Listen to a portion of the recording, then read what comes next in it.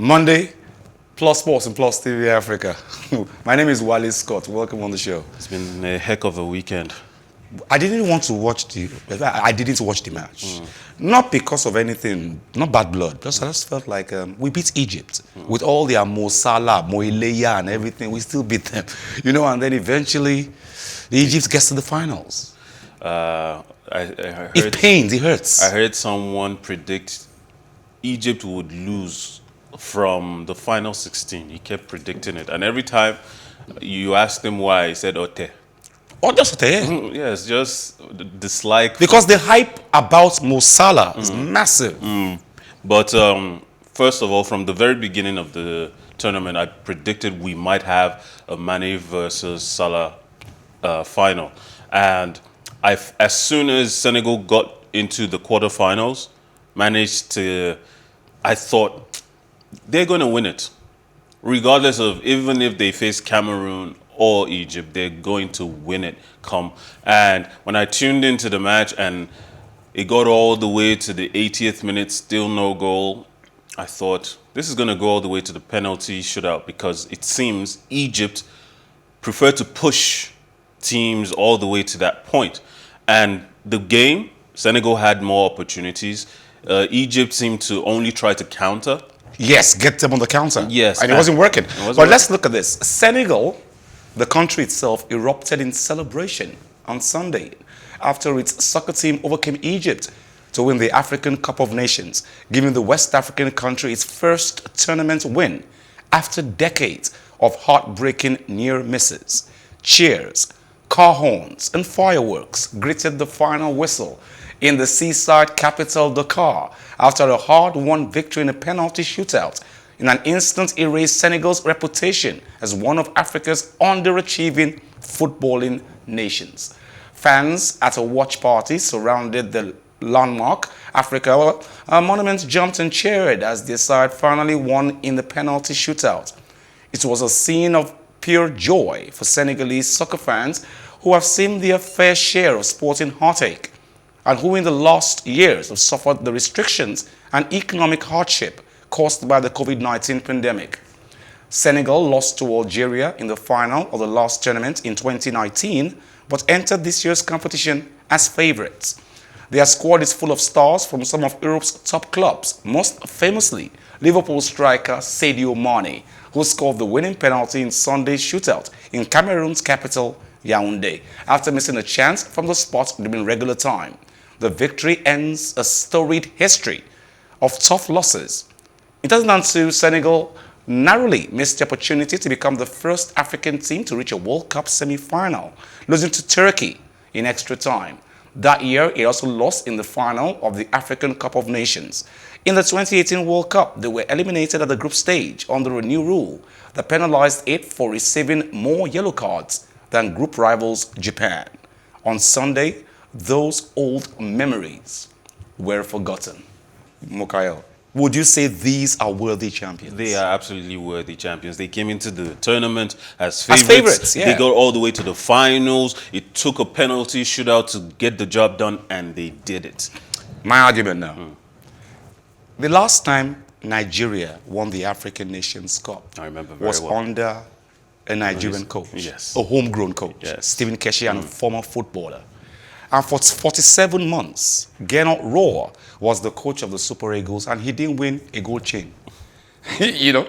And then the Senegalese coach was actually in the squad that almost got into the semi-finals of the World Cup. For Senegal, Aliou Cissé, and he's won the Nations Cup for them. Now, homegrown coaches, why are we running away from them? What was this slave mentality that Africans have?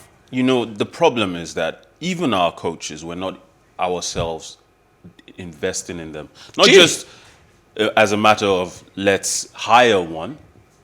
I'm saying, how many of them are we footing the bill for coaching licenses? How many of them are we pushing for opportunities? But the question, Mukayo, should be how many of them are pushing themselves? True. How many are pushing Obviously, motivation. Why should the government give you money to go to a course, go and get grade A or grade B courses? But are there programs available? If there are programs available, they should go on the internet. I'm sure there are. How many programs are we as journalists can we point to? If they are and they're popularized, why do we not know about them? And how can we be certain that the aspiring coaches who are looking for opportunities here and there, who in a country like ours know that politics rules the order of the day, it's pervasive in every level. Unfortunately. So if you know that you need the kind of resources that only government can provide, and that resource is not out there publicized to us as journalists so that we can advise other people, how can we be certain that young aspiring footballers who are looking at, okay, if I play football for a while, when I retire, what is the parachute waiting for me in case my football career isn't as successful as a player? As it should be, yeah. What do I fall back on? Because there are only maybe 2-3 things as a footballer you can do that follows the progression of the same career path. You're either a coach, you're either a pundit, and maybe an ambassador. What else is there? Politics is the only other avenue left for you to go into as a special advisor, as a minister of some sort. How many of them are going to get that opportunity? It's unfortunate. And I use the word unfortunate without fear of favor. It's unfortunate that Stephen Keshi of blessed memories won the Nations Cup as a player, a Super Eagles player, then won it as a coach. Aliou Cisse has just won the Nations Cup for Senegal, and it was also in the team that almost made it into the semifinals. First African country that could have made it to the semifinals. And look at how Keshi's story ended with Nigeria. The huge fallout, the disagreements, the publicized money scandal. Yeah.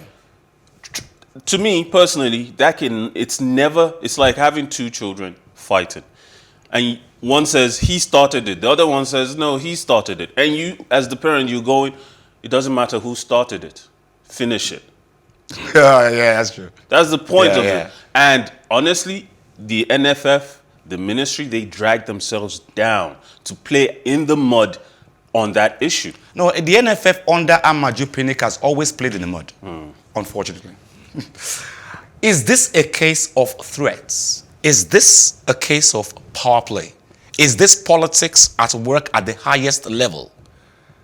Chinese tennis player Peng Shuai said that she has denied she ever accused anyone of sexual assault, adding that she herself had deleted a social media post in November that appeared to make such a claim. Peng Shuai.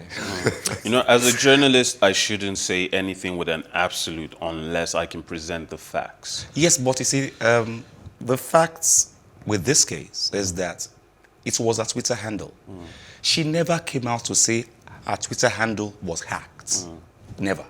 And she actually spoke on TV and confirmed this, and that she will have a further briefing on the issue later, and then disappeared. We didn't see her again. And everybody was looking, where's Peng Shuai? Where's she? Where's Peng? Where's Peng? Interestingly the enough, whole world. It was government officials that were coming out to tell us, have no fear. She's safe. She's safe. Exactly. The same government officials she's accusing of sexual assault.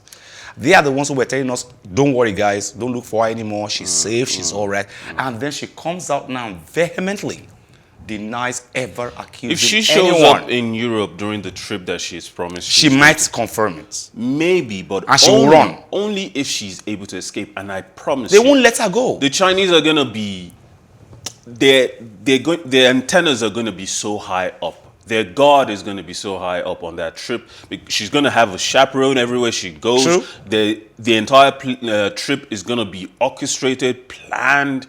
She will have no breathing room, possibly to even escape. And the unfortunate thing about this country is that, and with many other authoritarian countries, is that whether you're a sports personality, whether you're just a general celebrity of any kind, as long as you're a face that people look to as a Chinese representative, a Chinese citizen, for you to be successful, for you to continue to have a good life in China, you have to toe the party line.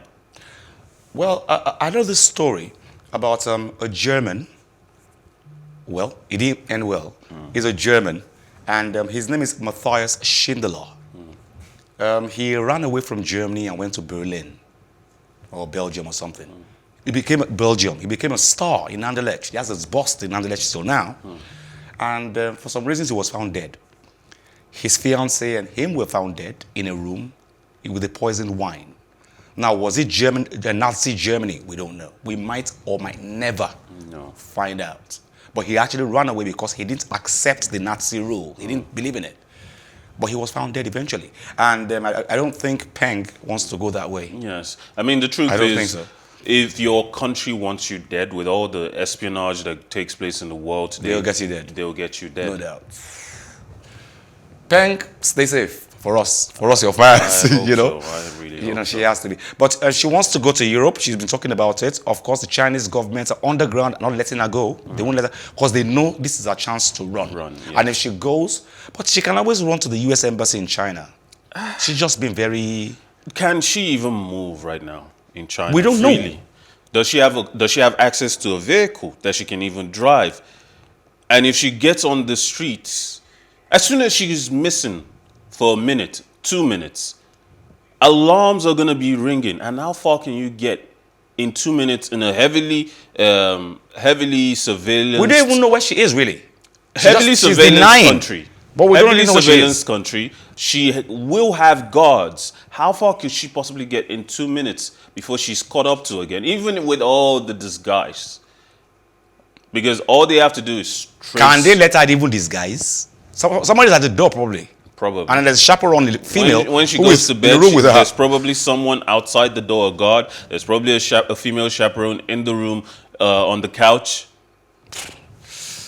In order to prepare for the Beijing 2022 Winter Olympics, Germany's Bobsleigh team has used a simulator created by BMW in the hopes of sharpening their winning edge over the competition.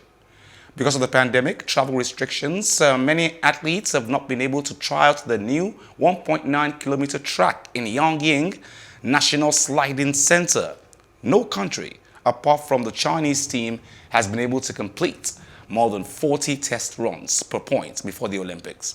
But the German team hopes that the sessions in the high-tech simulator at BMW Munich will help them. Francesco Frederick, who is competing in his third games and was a double gold medalist in the 2- and 4-man competition from Pyeongchang, said the simulator helped them memorize the succession of the curves. The simulator has an original bobsleigh mounted on a platform that can move in multiple degrees. Did they talk about it? Yes, but in German. And Now, I remember this with a smile on my face and with a lot of memories. Nigeria, for the first time, that was the last Olympics, had a bobsleigh team. We didn't do particularly well. Yes. You know, but at least they actually offered to represent Nigeria. The 4 of them came to Nigeria, met the presidents, and went there. And I was thinking that, okay, cool. They've done it once, they will get better next time. But they're not there this time around. I mean, I remember very well the fairy tale story of the Jamaican bobsleigh team. There's a film on it. There's a film. And I won a Grammy. And honestly, it just speaks... Sport has a way of inspiring untold admiration and love for people you don't even know personally, for a sport you never even thought you would care an ounce about. But that's what even Winter Olympic Games and sporting events can do for us in Nigeria. I think sports has become a situation where, I'm sorry to say this, and I'm quoting Sam Soji now. Sam Soji said the passion, the zeal that Nigerians had playing for the Super Eagles is gone. And I agree with him. It's gone. And look at the Jamaican team, the bobsleigh team then. It was all their passion. The country wasn't... One of them, the captain of the team or something, the father actually came to get him back home. And he said he wasn't going. The passion. And even when they lost that race, they still picked up their bobsleigh and still walked. And the whole world stood up for them. And I think... So you must push yourself too. Yes. And I think up until the moment where it seemed like they had done way better than anyone could expect, it was at that point that even their own fellow Jamaicans started to pay attention. True. Started to be at beer parlors and because they began to believe in what they believed in. Yes. And we all want a fairy tale story of doing the impossible, doing what is unexpected of you. And that's what sports can offer us. Plus Sports. and Plus TV Africa. Thank you, Mikoyo. Always. Thank you very much, Tayo. He's behind the camera, don't worry, but he's manning the camera. Thank you very much, Debola. Thank you very much. Thank you very much, Belema. Thank you, AJ. Thank you, Tayo.